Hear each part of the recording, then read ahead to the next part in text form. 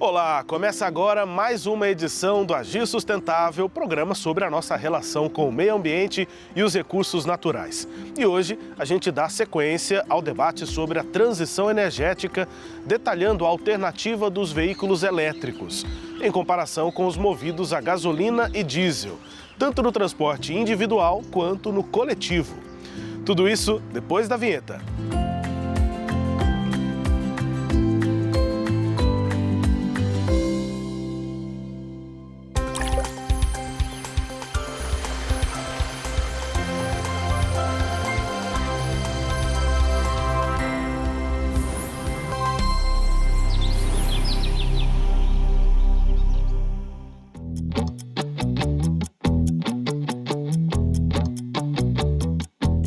A venda de carros elétricos no Brasil bateu recorde em 2024, quando mais de 170 mil unidades foram comercializadas. O número representa um aumento de 89% em relação a 2023, segundo a Associação Brasileira do Veículo Elétrico. Os modelos mais vendidos incluem o Dolphin e o Dolphin Mini da BYD e o GWM Ora 3. A frota total de veículos elétricos no Brasil chegou a quase 380 mil, quase o dobro do que no ano anterior. E a gente do Agir Sustentável foi conhecer de perto um carro elétrico para tirar todas as dúvidas. E aí, Arthur? Fala, Rubens, bom dia, como você tá? Tranquilo, obrigado por receber a gente aqui. Isso, uma honra. E falar de carro elétrico, né? Bora, é agora. Você já trabalha com carros há muito tempo, mas com elétricos não tanto, como é que tá? Exatamente. Com carros, hoje eu trabalho tem uns 9 anos. Agora, no segmento elétrico e híbrido, tem mais ou menos 1 ano e meio, 2, que a gente está aqui já na luta com a BYD. Pois é, e aí assim, a minha intenção, né, no programa é contar como que os carros podem contribuir para essas mudanças climáticas, enfim, para a sustentabilidade, mas também entender como é que na prática ele funciona para quem quer ter um carro elétrico, qual é a diferença, enfim. Para isso, vamos dar uma dirigida, vamos andar pela cidade aí. Agora. Então, beleza. Inclusive, a gente vai no carro que é um dos nossos sucessos de venda, viu? Tá, é de entrada, né? De entrada. Perfeito. Vamos lá, então. Vamos lá? Bora.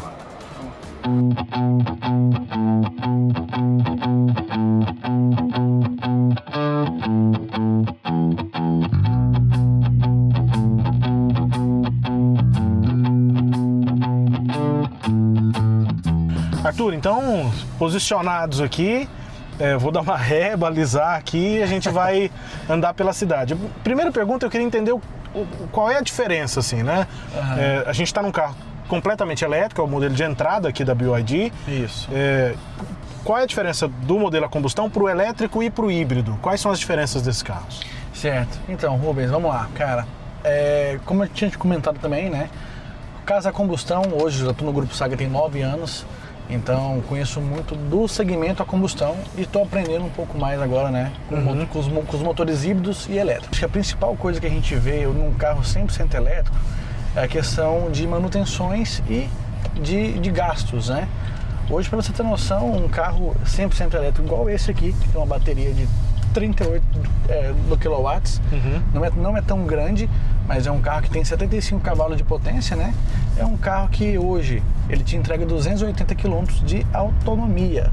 O mais engraçado é que você gasta aqui, né, em Goiânia, a gente tem o quilowatt custa 0,75, então você vai gastar ali por volta de uns R$30 para poder andar 280 km. Entendi, para carregar toda a bateria. Carregar toda a bateria, de 0 a 100%. Isso na sua casa. Dependendo de alguns outros locais, você vai gastar um pouco mais. Mas assim, muito diferente de um carro a combustão. Hoje, vou te dar um exemplo, Arthur, tenho um carro a combustão. Eu gasto R$200 a semana. Toda sexta-feira eu coloco R$200 para eu poder rodar a semana. E você roda quantos quilômetros, né, fazendo essa comparação? Eu rodo mais ou menos uns 300 quilômetros ali. Então, você basicamente vai trocar R$200 por 30. Só que a principal coisa, Rubens, que as pessoas não fazem é o cálculo. Aquela conta de padeiro, né? O pessoal fala, conta de padaria. Quando você bota na ponta da caneta o custo que eu tenho com um carro a combustão, que é a combustão, né? Gasolina, o etanol, o próprio combustível. As manutenções de um carro hoje a combustão é totalmente diferente de um carro 100% elétrico ou de um carro híbrido. Eu tenho essa pergunta para fazer sobre o custo também, né? Certo. É muito menos custo de manutenção, porque não tem filtro, né? Óleo, várias outras coisas. Igual, hoje aqui, então, essa parte do carro 100% elétrico, né? Você viu que você engatou o carro, a gente está andando, mas o carro não tem uma caixa de câmbio. Igual um carro a combustão tem caixa de câmbio, que aí tem óleo, tem as correias, tem tudo. Aqui não tem, aqui é uma alavanca que faz o carro ir para frente, que faz o carro ir para trás. Então, assim, hoje uma manutenção desse carro, você vai fazer ela durante um ano, né? 12 meses ou 20 mil quilômetros, o que vier primeiro. E o custo dela é de R$300. Já que um carro a combustão, você tem várias coisas que você tem que olhar e o custo sai cada vez mais alto. Mas aí, falando de custo, tem uma diferença grande, né? Além da importância para o meio ambiente, né? Não está gastando, não está consumindo combustível fóssil, não está poluindo, enfim, emitindo CO2. Mas tem esse é um aspecto positivo, mas tem um outro lado que pesa no bolso, que é o preço do carro. Exato. Por que ele ainda é mais caro, consideravelmente mais caro do que um carro a combustão? Olha, hoje, vendo em vista o preço de um carro a combustão, vamos pegar um carro a combustão de uma marca, não vou falar marcas, né, mas um carro a combustão de uma marca mais do popular, né? Sim. Se você for pegar o carro de entrada hoje, você você vai pagar em torno de 90 mil, 100 mil reais de um carro popular que tem, assim, quase nada de tecnologia. Um carro muito simples, um carro muito básico, né? Que a direção não é uma direção elétrica, que não tem um jogo de câmeras em 360, câmera no 3D.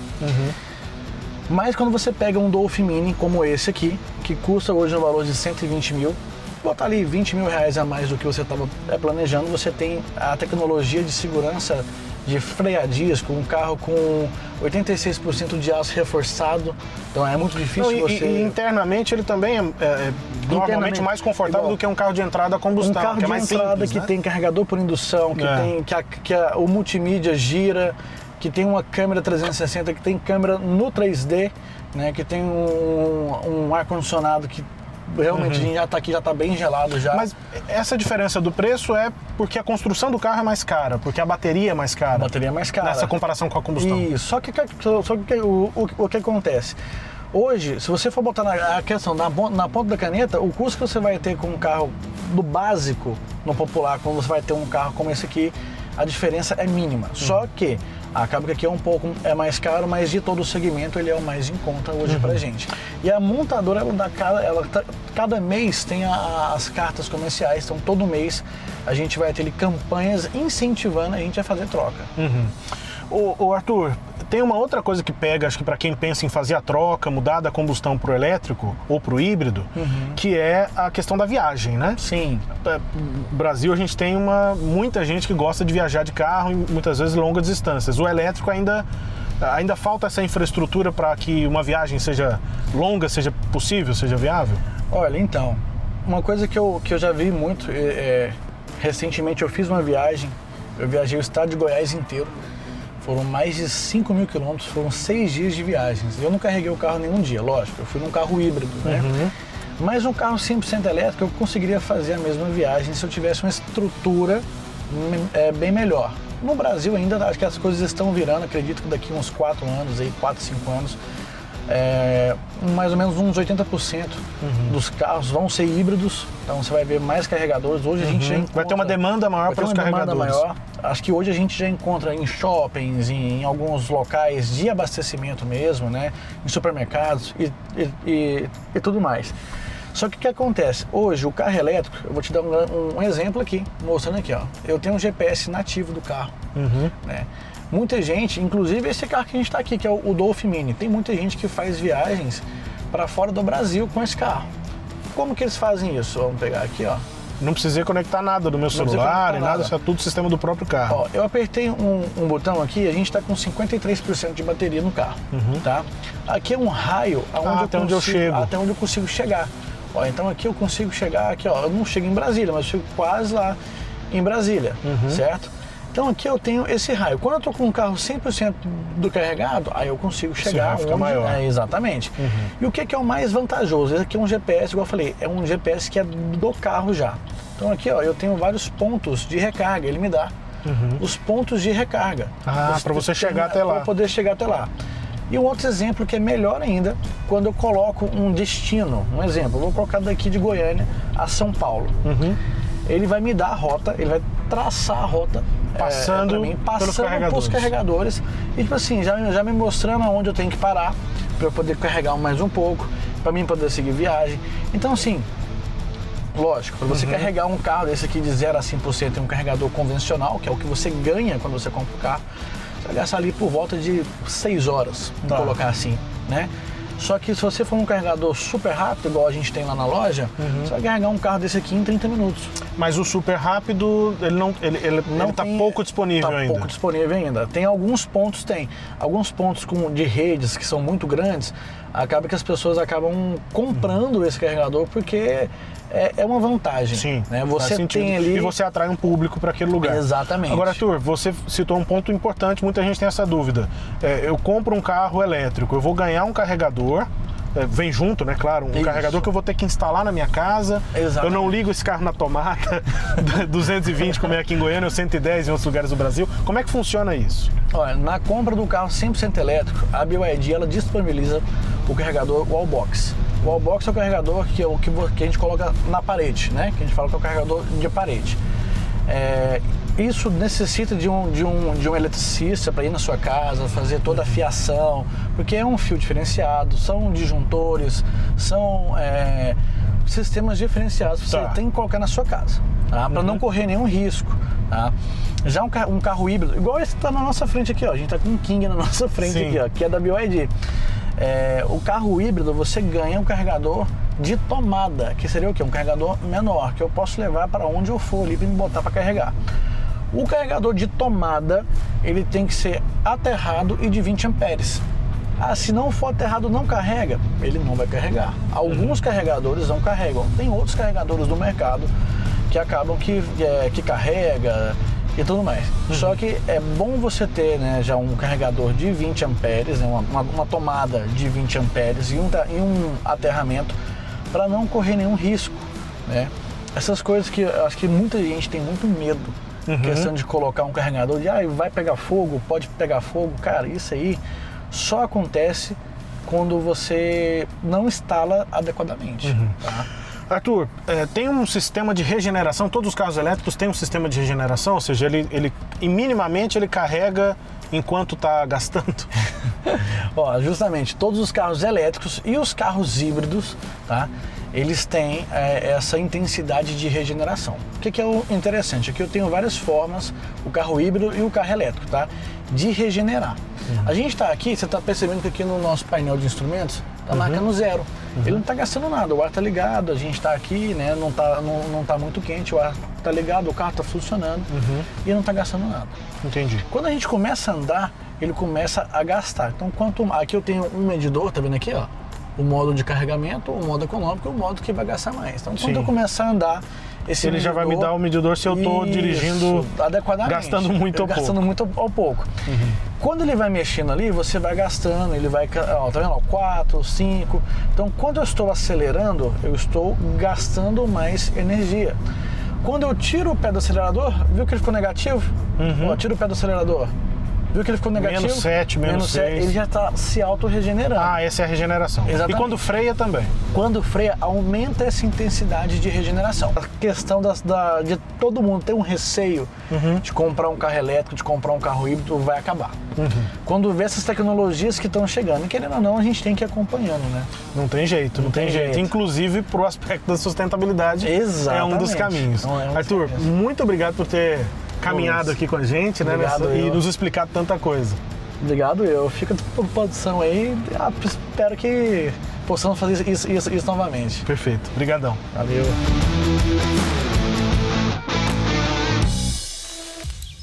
Além do avanço no transporte individual, as alternativas de elétricos ou de fontes mais sustentáveis também começam a ganhar espaço no transporte coletivo. Mas isso a gente te conta no próximo bloco. O Agir Sustentável volta já.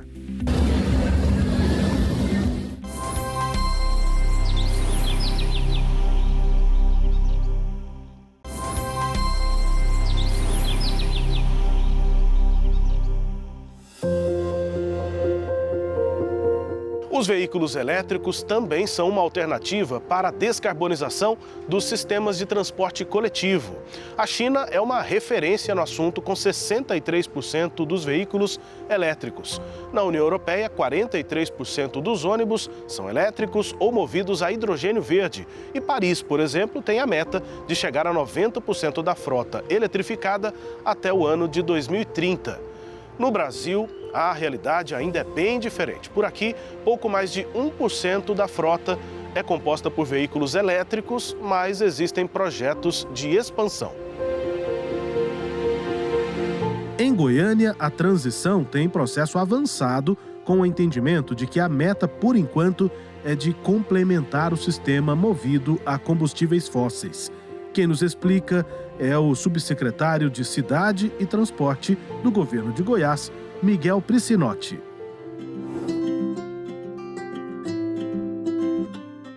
Miguel, então assim, primeiro obrigado por receber a gente, né, aqui para esse passeio. E a transição energética para a mobilidade é uma pauta importante, né? Quando a gente fala de mobilidade urbana nas cidades, novas matrizes, novos jeitos de conduzir tantas pessoas é uma pauta importante. Sim, porque hoje em dia, né, o transporte depois da indústria, o principal responsável por emissões de gases tóxicos. Então, essa mudança, essa estratégia em relação ao transporte coletivo e à mobilidade como um todo, ela é um pilar importante nessa transição energética. Mesmo que no momento atual nós estamos numa ideia muito mais de complementariedade, porque existe esse problema de falta de energia, então, mas a ideia é, com o tempo, conseguir transformar o transporte público em zero emissões. Você vai explicar essa questão de complementar, né, a queima de combustível fóssil no transporte coletivo, mas antes, Miguel, explica esse projeto aqui, né? A gente até aqui estava com o ônibus vazio, o pessoal vai começar a entrar, e é um ônibus que tem mais conforto. Qual que é a principal diferença de operação para o usuário até? Então, para o usuário, ele tem um ganho no conforto, né? Principalmente na questão de poluição sonora, que às vezes, né, a gente vê as discussões e o pessoal não fala tanto desse problema, porque, né, a gente está tão acostumado numa cidade barulhenta que a gente nem pensa numa possibilidade de uma cidade livre de ruído. O ônibus, por exemplo, não tem aquele barulho de motor, né? Não tem tudo aquilo, é um ônibus mais silencioso. Isso, então ele traz esse ganho tanto para o usuário, né? Principalmente para o motorista. Imagina um motorista fica o dia todo com aquele motor, né? Aquele barulho. Outra questão também para a vizinhança. Imagina assim, quem mora perto de um terminal ou de um ponto de ônibus, de uma estação, fica ouvindo o ronco, né, do motor o dia todo. Então, esse é um aspecto que às vezes não é lembrado, mas que tem um impacto muito grande, que é a questão da poluição sonora. Bom, e aí, claro, tem a poluição do ar, né? Isso. E o próprio custo. Qual que é a diferença nesse aspecto também? Então, em relação à poluição atmosférica, ele é zero emissão. Então, assim, quando ele está rodando, ele não vai emitir gases poluentes. A questão de poluição que ele gera é durante a produção do veículo e da bateria. E o final, né, da bateria é a questão do descarte, que ainda está sendo discutido. Mas durante a viagem, o deslocamento, é zero emissões. E aí, qual é o tamanho desse projeto hoje, né? A intenção é, nos anos seguintes, ter uma parcela grande da frota com ônibus elétricos. Qual o tamanho, enfim? Então, o projeto ele iniciou, né, com foco em renovação da frota total da Metrobus, via um contrato de locação. Isso foi em 2022, 2023, teve o edital. Percebeu-se que não era o melhor modelo de negócio por causa da segurança jurídica, da tecnologia. Então, alguém, né, um empresário, né, um investidor que ia vencer essa licitação, ele ia ficar com dinheiro parado de uma tecnologia ainda que não era dominada. Então, vimos que não era a melhor solução e aí partimos para a solução de aquisição. Né? Aí foi um projeto maior, um projeto maior também, que aí nós fizemos uma pesquisa para entender o que a população precisa no transporte, qual que era a necessidade. Então, assim, a troca da frota por um ônibus elétrico, ela foi, assim, ficou bem, assim, lá embaixo, na necessidade. Porque nós notamos que o pessoal estava querendo o básico que não tinha, o mínimo. Então, quantidade de ônibus. Quantidade, ponto de ônibus, reforma da infraestrutura. Então, o governo, junto com as prefeituras, partiu para assim, não, vamos requalificar todo o sistema. Não adianta você colocar para uma parcela só um ônibus elétrico. Então surgiu aí o projeto da nova RMTC. No primeiro momento, a ideia era 150 veículos elétricos. Para o eixo Anhanguera, que é onde a gente está? Não, era 110, era 90 para o eixo Anhanguera e 60 para o Norte-Sul. Tá. Nos dois BRTs. O que nós percebemos ao longo desse processo? Problema de segurança energética.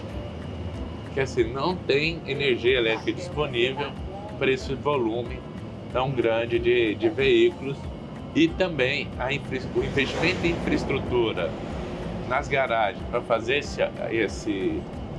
fazer a recarga também seria muito alto.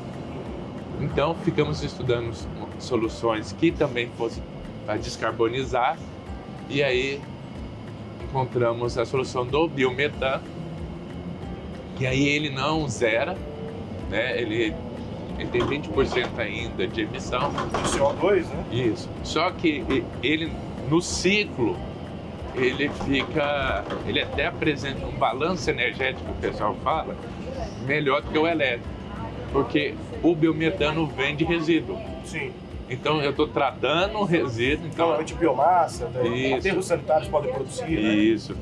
Então assim, eu estou tirando da natureza, né, algo que, né, piora a questão do meio ambiente, transformando energia em uma energia mais limpa. Então, quando vê esse balanço, é um balanço positivo.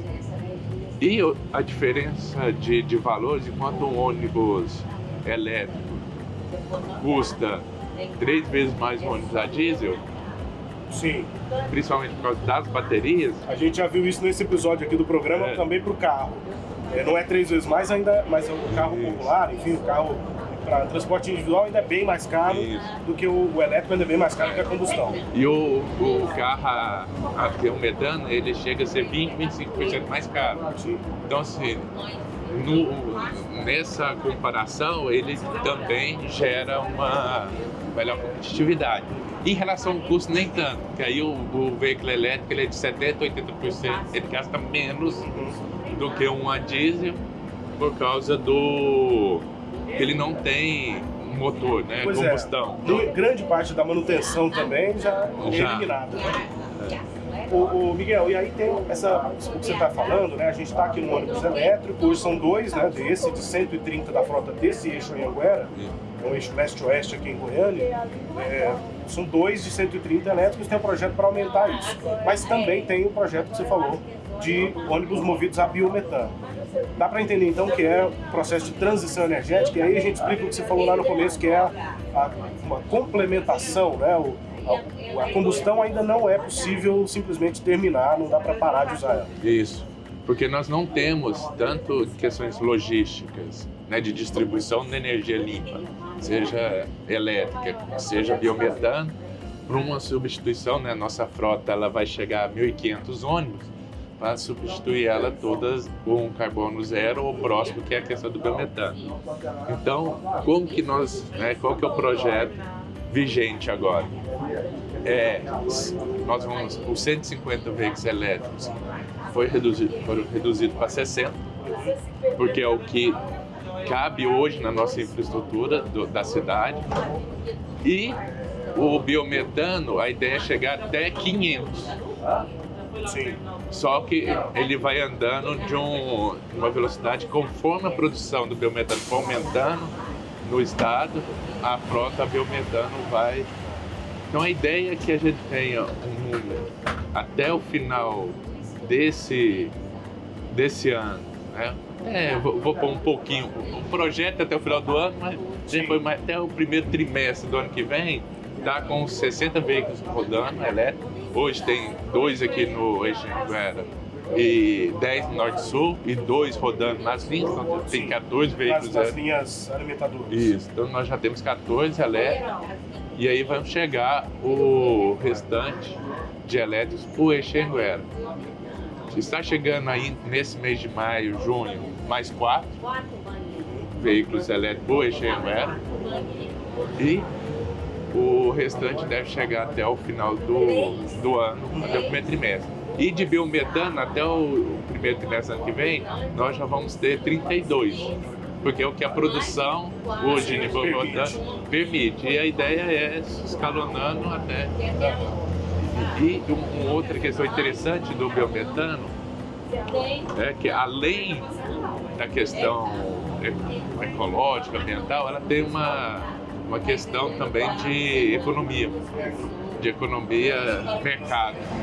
Porque qual que é o problema que nós temos do elétrico, do diesel, que a produção não é, por mais que ela seja incentivada a ser no Estado, ela está dentro da ONS, que é a Organização Nacional do Sistema Elétrico. Então é ele que faz essa... Então, assim, não necessariamente uma produção aqui em Goiás vai ser usada diretamente. Ela vai para a rede e entra. O biometano não, eu gero a produção interna no Estado. Então eu estou incentivando uma nova indústria. Que essa atividade econômica exista e se fortaleça para ter a produção. Né? Isso. E aí é um novo mercado para ser explorado pelo agro aqui de Goiás. Então ela ainda vai trazer benefícios no reaproveitamento do resíduo da cana, da questão de frigorífico, a questão dos animais, da carcaça de animal. Então, assim, você gera uma economia, né, circular que em outra tecnologia não geraria esses benefícios para o estado de Goiás. E aí entra uma participação do Estado como incentivador mesmo, né? Porque ele está criando uma demanda. A existência desses ônibus, né? A compra deles e eles estarem rodando aí no sistema de Goiânia incentiva que esse mercado se aqueça. Né? Isso. Então é por isso que nós tivemos essa mudança do elétrico para o biometano. Tem a questão de segurança energética, tem a questão de custo, né? Principalmente o investimento em aquisição, e tem essa questão de fomentar um novo mercado no estado de Goiás. Miguel, só para a gente finalizar, tem um aspecto que eu acho importante, a gente já falou sobre isso em outras oportunidades, que é o quanto o transporte coletivo, né, o transporte de massa, é mais sustentável. Pelo conceito dele mesmo, né? Só dele transportar muito mais gente do que o transporte individual, enfim, gera muito menos impacto em vários sentidos para as cidades. Sim, então assim, é só imaginar um ônibus a diesel hoje, desse novo, estão chegando zero, ele é tecnologia Euro 6. Um ônibus polui igual a uma moto. Pois é. Então, se for fazer a média per capita, uma viagem de moto polui, né? Então, aquele indivíduo está poluindo igual a uma viagem de ônibus dividido por 40. Vamos pôr um ônibus lotado, mas uma média de 40 pessoas no dia. Então, é 40 vezes mais sustentável que uma moto. Sim. Então, por isso que é importante. E uma outra questão que deve ser vista é um serviço de transporte melhor qualificado, a pessoa deixa a moto, deixa o carro. Então você está tirando veículos poluentes. Então não necessariamente ela vai comprar uma moto elétrica ou um carro elétrico. Ele anda e usa o seu veículo como está no próprio documento dele, veículo de passeio. Então quando ele for fazer uma ou outra viagem fora do cotidiano, ele usa o veículo individual dele, mas no dia a dia, no horário de pico, transporte coletivo. No geral, né, a regra acaba sendo um uso mais racional da energia e também da poluição. Isso, e do espaço urbano, que aí entra toda aquela questão também de engarrafamento, que o engarrafamento também gera poluição, que é os carros parados, o motor ligado. Sem dúvida, sem dúvida. Miguel, muito obrigado aqui pela viagem, né, pela conversa e um bom trabalho para você. Para ti também, muito obrigado pela oportunidade, estamos sempre à disposição.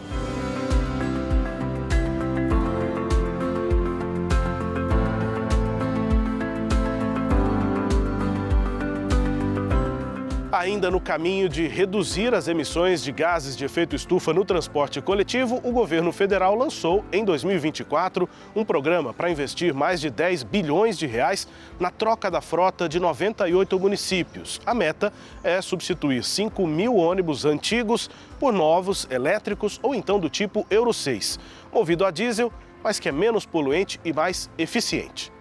E assim a gente encerra esta edição do Agir Sustentável. Eu te espero no nosso próximo encontro. Tchau!